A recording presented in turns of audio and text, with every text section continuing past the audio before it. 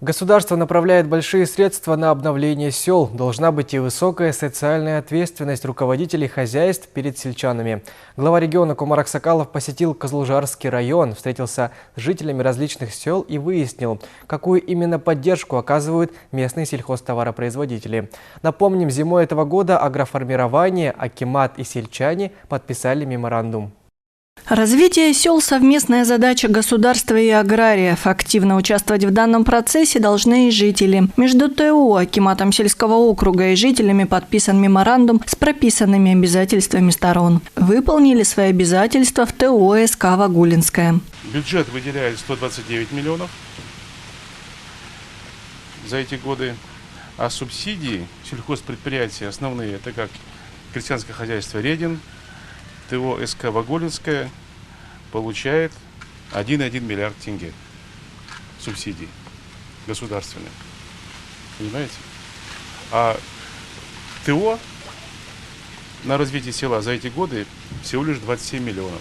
Руководство ТО в рамках меморандума должно было выполнить ряд обязательств, среди которых подведение воды в дома сотрудников, оказание материальной помощи социально уязвимым слоям населения, создание рабочих мест. Проживая в село Вагулино уже более 25 лет, вместе с мужем мы работаем в хозяйстве. В прошлом году нам провели хозяйство в дом, питьевую воду.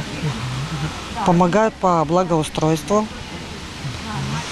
Во время полевых работ обеспечивают рабочих горячим питанием бесплатным. По словам местных жителей, село развивается. Построили сквер, детскую площадку, активно ведется благоустройство. Далее глава региона посетил село Налобино. О социальной ответственности сразу двух крупных хозяйств он узнал из беседы с местными жителями. Вода у нас есть в каждом селе. Значит, теплоснабжение дровами на зиму топлива обеспечены.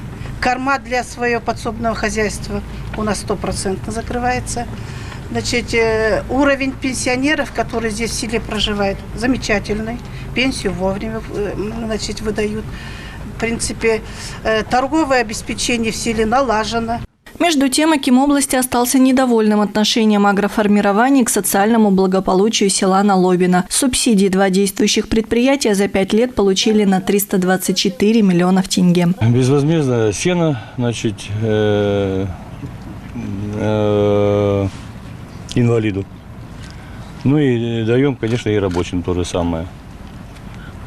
Детей кормим, питание в школе бесплатно, учеников. Одну семью обеспечили дровами, одну семью обеспечили сеном, и все.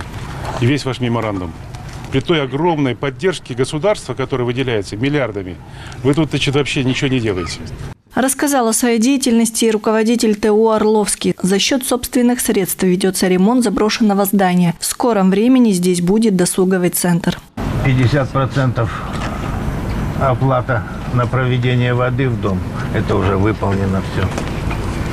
Обеспечение фуражным зерном и сеном.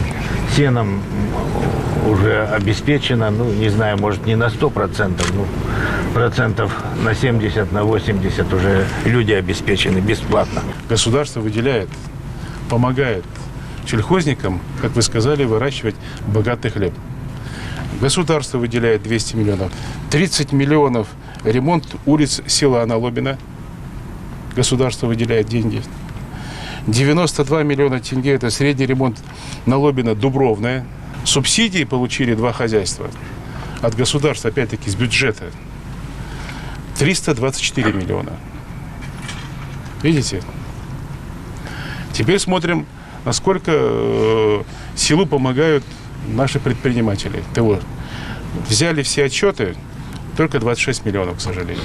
Только заинтересованность всех сторон позволит развивать сельские территории. Такие итоговые встречи должны пройти во всех сельхозформированиях. Далее глава региона посетил животноводческий комплекс на 1000 голов. За этот период времени, в принципе, мы поставили сушилку.